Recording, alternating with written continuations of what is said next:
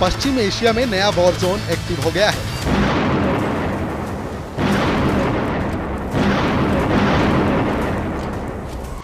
बमबारी शुरू हो चुकी है। फौजें एक दूसरे के खिलाफ युद्ध के लिए तैयार हैं। एक तरफ इजराइल है तो दूसरी तरफ जुलानी का सीरिया, जिसके ऊपर तुर्की का भी हाथ है और सऊदी अरब का भी साथ है। सीरिया की सड़कों पर इजराइल के खिलाफ नारेबाजी हो रही है। नेतन्याहू को धमकी दी जा रही है कि सीरिया की जमीन से इजराइल हट जाए,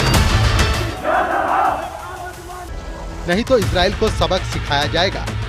इस वक्त सीरिया में 3 जंगों की बुनियाद रखी जा रही है।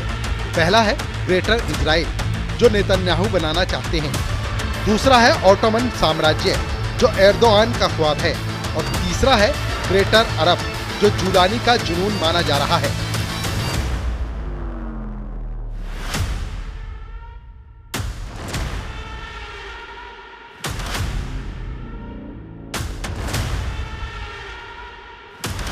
अड़तालीस घंटे के अंदर सीरिया में ऐसे युद्ध की नींव रख दी गई है, जिसमें 2-3 देश नहीं, बल्कि तुर्की से तेल अवीव और तेहरान से रियाद, यानी सऊदी अरब और पूरा अरब वर्ल्ड या तो जलेगा या तो जला देगा। 48 घंटे के अंदर क्या क्या हुआ, इसे बहुत गौर से समझिएगा, क्योंकि युद्ध में गाजा और लेबनान के धमाके छोटे पड़ जाएंगे। यही सबसे बड़ा डर सता रहा है। सबसे पहले नेतन्याहू ने कहा कि वो दक्षिण सीरिया में कोई और फौज बर्दाश्त नहीं करेंगे, यानी राजधानी दमिश्क तक बफर जोन बनाएंगे। इसके बाद सीरिया में जुलानी की हुकूमत में पहली बार इजराइल के खिलाफ लोग सड़कों पर आ गए, यानी मैसेज साफ है, इजराइल को सीरिया छोड़ना होगा। इसके बाद तुर्की के विदेश मंत्री हकान फिदान ने कहा कि इजराइल का विस्तारवादी एजेंडा नेतन्याहू के लिए आत्मघाती साबित होगा। वहीं तुर्की के विदेश मंत्री हकान फिदान ने कहा है, नेतन्याहू सरकार को ये आत्मघाती नीतियां छोड़ देनी चाहिए। अंतर्राष्ट्रीय समुदाय को फौरन दबाव डालना चाहिए। आपको लगेगा कि सब कुछ नियंत्रण में है, लेकिन एक वक्त अराजकता सामने आएगी। तुर्की से तेल अवीव के लिए वार्निंग बस पहुंची ही थी कि इजराइल के फाइटर जेट एक्टिव हुए, बम लोड किए जाने लगे।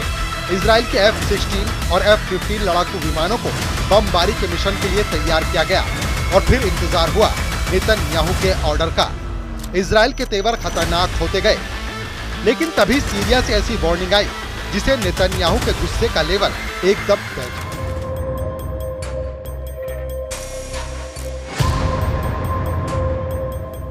जिसने नेतन्याहू के गुस्से का लेवल एकदम से बढ़ा दिया। नेतन्याहू बहुत गुस्से में है। राजधानी दमिश्क में जब नेशनल डायलॉग समिट हो रही थी और हैया तहरीर अल शाम यानी HTS का बॉस अबू मोहम्मद अल जुलानी सामने सूट बूट में बैठा था, तब नेतन्याहू को आंख दिखाने वाली धमकी सामने उस मंच से दी गई जिस पर पूरी दुनिया की नजर थी।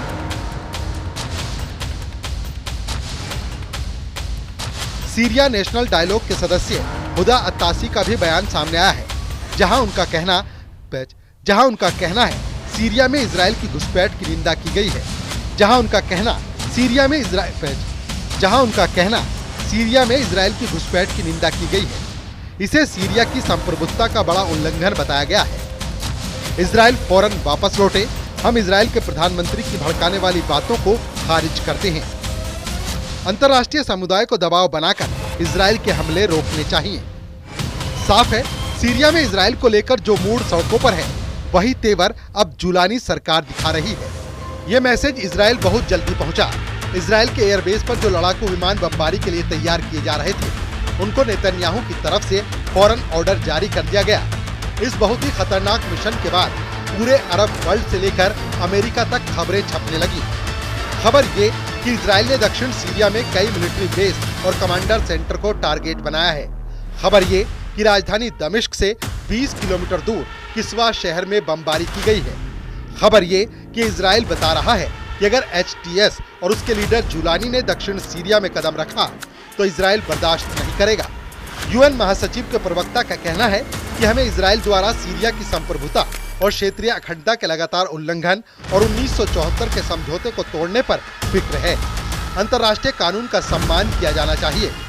सीरिया में जुलानी की एंट्री के बाद से नेतन्याहू बहुत ज्यादा जोश में है, लेकिन चाहे गोलान के पहाड़ हो या फिर शेख का पहाड़, इन दोनों जगहों पर इजराइल का पहुंचना और फिर पूरे दक्षिण सीरिया तक अपने मार्कावा टैंक दौड़ाने वाला इरादा नेतन्याहू का बड़ा प्लान बताया जा रहा है।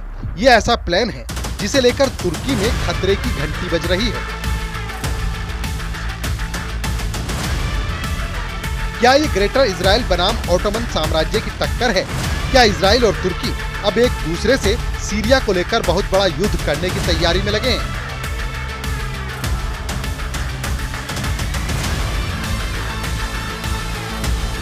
जिसमें एक तरफ ग्रेटर इजराइल और दूसरी तरफ ऑटोमन वाला सपना है। वहीं इनके जवाब में इजराइल के प्रधानमंत्री बेंयामिन नेतन्याहू का कहना है, सीरिया में किसी भी खतरे को खत्म करने के लिए इजराइल की सेना हरमन और बफर जोन में असीमित वक्त तक रहेगी। हम एचटीएस और सीरिया की सेना को दमिश्क के दक्षिण से आगे नहीं आने देंगे। हम चाहते हैं कि दक्षिण सीरिया, कुनेत्रा, दारा और सुएदा से सभी सेनाएं हट जाएं।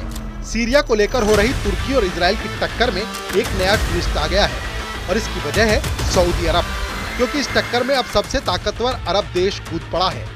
सऊदी अरब के क्राउन प्रिंस मोहम्मद बिन सलमान ग्रेटर इजराइल और ओटोमन साम्राज्य वाली तकरार को समझ गए हैं। सऊदी अरब ने सीरिया में इजराइल की बमबारी को लेकर क्या कहा, बहुत गौर से देखिए।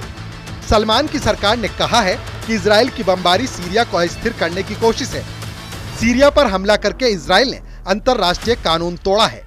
साफ है कि एर्दोगन के बाद अब मोहम्मद बिन सलमान भी नेतन्याहू को बता रहे हैं कि सऊदी अरब भी जुलानी के साथ खड़ा है और सीरिया पर इजराइल की मनमानी नहीं चलने दी जाएगी। सीरिया कैसे ग्रेटर इजराइल वाले प्लान का हिस्सा बन सकता है, इसका खतरा तब जताया गया जब दिसंबर के महीने में नेतन्याहू का एक वीडियो आया।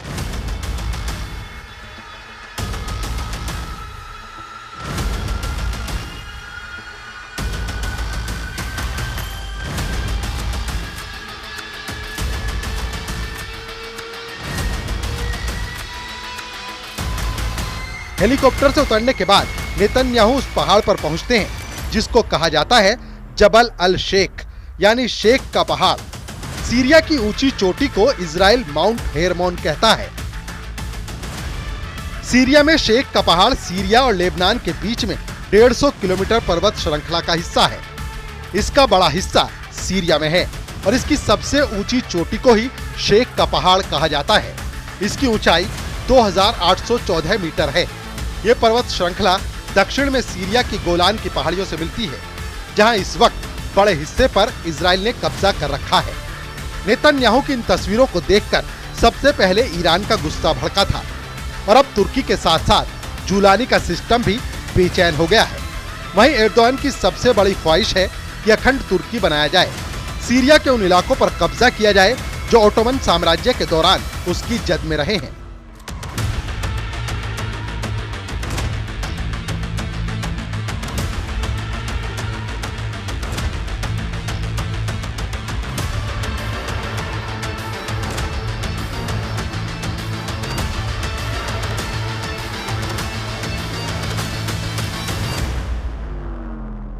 इसमें सीरिया के इदलिब, अलेप्पो, दमिश्क और रक्का जैसे शहर हैं, जिन पर एर्दोगन की नजरें गड़ी हुई हैं। ये चारों शहर इस वक्त एर्दोगन के एजेंडे में हैं और लगता है कि सीरिया के इन शहरों के लिए तुर्की अब इजराइल के खिलाफ फिलिस्तीन वाला मोर्चा भी बंद करने के लिए तैयार है। हालांकि सबकी नजर सीरिया में बशर अल असद की सरकार को रोंदने वाले अबू जुलानी पर है। जुलानी पूरे अरब वर्ल्ड का दौरा कर रहा है। वो तुर्की जाकर एर्दोगन से भी मिल चुका है। वहीं सीरिया के अंतरिम राष्ट्रपति अल जुलानी ने कहा, हम क्षेत्रीय सुरक्षा के लिए तुर्की के साथ मिलकर काम कर रहे हैं। हमने पूर्वोत्तर सीरिया में खतरे पर बात की है।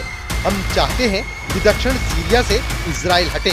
इसके लिए अंतर्राष्ट्रीय दबाव हो और 1974 का समझौता लागू हो। शेख के पहाड़ पर नेतन्याहू का पहुंचना और अब दक्षिण सीरिया को बफर जोन बनाना, ये बात जुलानी के गले नहीं उतर रही। यही वजह है कि वो भी बता रहा है कि 1974 वाला समझौता तोड़कर इजराइल ने सीरिया में घुसपैठ की है। हालांकि नेतन्याहू अब ऐसे किसी भी करार को खारिज कर रहे हैं, क्योंकि बशर अल असद अब सीरिया की सत्ता से बाहर किए जा चुके हैं। सीरिया में संयुक्त राष्ट्र के विशेष दूत ने भी साफ किया, हमने गोलान में बस्तियों का विस्तार करने की इजरायली कैबिनेट की योजना की रिपोर्ट भी देखी है। इजराइल को कब्जे वाले सीरियाई गोलान में इजराइल की सभी गतिविधियां अवैध हैं। और फौरन बंद होनी चाहिए। सीरियाई संप्रभुता और क्षेत्रीय अखंडता पर हमले बंद होने चाहिए। इसमें कोई शक नहीं कि शेख के पहाड़ पर जब नेतन्याहू पहुंचे थे तब उन्होंने ग्रेटर इजराइल वाली सरहद नापनी शुरू कर दी थी। इसी वजह से इजराइल की नीयत पर सवाल उठने लगे। संयुक्त राष्ट्र के साथ साथ भारत का भी यही रुख है कि 2 स्टेट सॉल्यूशन के हिसाब से इजराइल को गोलान के पहाड़ों से अपना कब्जा हटाना होगा, जो सीरिया का हिस्सा है। लेकिन दूसरी तरफ जुलानी की वजह से तुर्की अब सीरिया में बहुत मजबूत हो चुका है, जबकि हिजबुल्लाह की सप्लाई लाइन कटने से ईरान की मुश्किलें बहुत ज्यादा बढ़ चुकी हैं।